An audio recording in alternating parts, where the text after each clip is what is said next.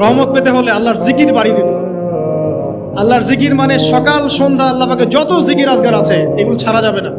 চলতে ফিরতে অলওয়েজ আল্লাহকে ডাকতে হবে, সুবহানাল্লাহ, আলহামদুলিল্লাহ, লা ইলাহা ইল্লাল্লাহ, আল্লাহু আকবার, লা হাওলা ওয়ালা কুওয়াতা ইল্লা বিল্লাহ।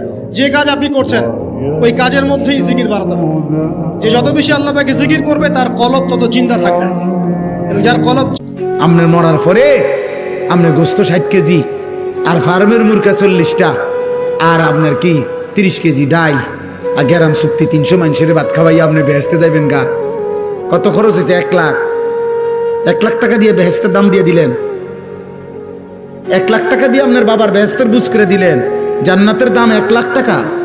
এই যে আমরা নিশ্চিন্তে ঘুমাই, সারা জীবন 30, 40, 50 বছর নিশ্চিন্তে কাটাচ্ছি, কোনো ফিকির নাই, নিজের পরিবারের, সমাজের, রাষ্ট্রের, উম্মার কোনো ফিকির নাই, অথচ এই মানুষের সামনে অপেক্ষা করছে মৃত্যু।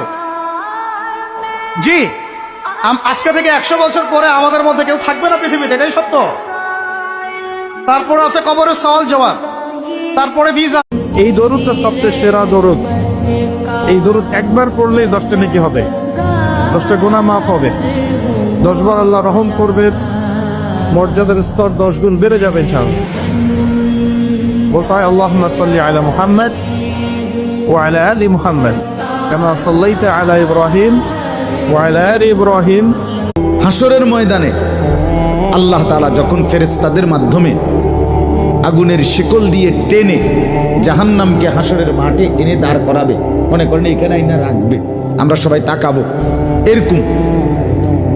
হাসরের মাঠে যখন জাহান্নামকে আনা হবে, এই জাহান্নামের দিকে এক নজর তাকাইয়া যত বেশি কোরআন তেলাওয়াত করবেন আপনার জীবনে তত বরকত আসবে, আপনি তত কম অসুস্থ হবেন ইনশাআল্লাহ, আপনার পরিবারে বরকত আসবে, রিজিকে বরকত আসবে।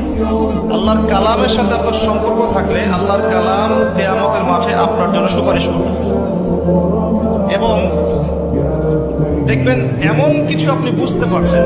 মসজিদে আজান দেওয়া এবং মসজিদে প্রথম কাতারে বসা, এই 2 আমলের মধ্যে কি পরিমাণ নেকি যদি তোমরা বুঝতা, তাইলে লটারি দিয়ে হলেও নিজেদের মধ্যে এই 2টি আমলে যত্নবান হইতে।